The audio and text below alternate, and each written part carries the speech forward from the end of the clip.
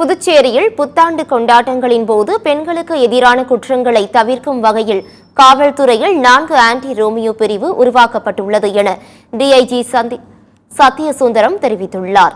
புதுச்சேரியில் புத்தாண்டு பாதுகாப்பு பணிகள் குறித்து காவல்துறையின் ஆலோசனைக் கூட்டம் ஐஜி அஜித்குமார் சிங்காலா தலைமையில் அரவிந்தர் ஆசிரம கருத்தரங்க கூட்டத்தில் நடைபெற்றது.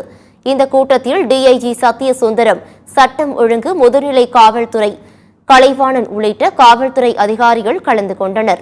பின்னர் செய்தியாளர்களை சந்தித்த டிஐஜி சத்யசுந்தரம், புதுச்சேரியில் புத்தாண்டு பாதுகாப்பு பணியில் 2000 காவலர்கள் ஈடுபடுத்தப்பட உள்ளதாக கூறினார்.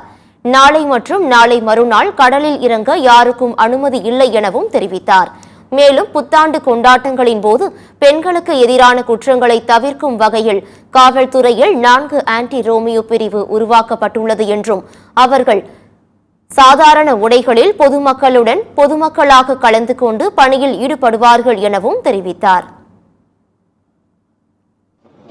இதுல பாத்தீங்கன்னாக்கா நம்ம மெயினா செலிப்ரேஷன்ங்கிறது பாத்தீங்கன்னா அந்த பீச் ரோடு, நம்ம ராக் பீச்னு சொல்லுவோம், அங்கதான் மெயின் செலிப்ரேஷன். அலோ பண்றதுக்கு முன்னாடியே நம்ம வந்து கம்ப்ளீட்டா ஒரு தடவை ஆன்டி சப்போர்டேட் செக் வந்து பண்ணிடுவோம். ஏதாவது எங்கேயாவது சந்தேகத்திற்கு இடமான ஏதாவது வெடிபொருள்களோ மற்ற ஏதாவது அச்சுறுத்தல்கள் உள்ள ஏதாவது இருக்கான்னு செக் பண்ணிட்டு once the place declare safe and secured, அதுக்கப்புறம் தான் நம்ம எல்லாரையும் அலோவ் பண்ணுவோம். அது அலோவ் பண்றதையும் நம்ம வந்து டிஎஃப்எம்டி மூலமா தான் செக் பண்ணி தான் செக்கிங் ஃப்ரெஸ்கிங் பண்ணி ஹேண்டல்டு மெட்டல் டிடெக்டர்ல செக் பண்ணி தான் நம்ம வந்து உள்ள அலோவ் பண்ணுவோம்.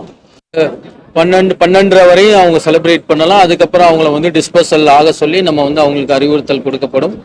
முடிஞ்சிடும். ஒரு பாதுகாப்பான ஒரு அமைதியான ஒரு புத்தாண்டு கொண்டாட்டத்தை வந்து அமைத்து கொடுப்பதற்காக புதுச்சேரி காவல்துறை, நம்மளுடைய காவல்துறை தலைவர் டிஜிபி மேடம், ஐஜி சார் அவங்க தலைமையில வந்து ஒரு எலாபரேட் அரேஞ்ச்மெண்ட் வந்து நம்ம கொடுத்துருக்கோம்.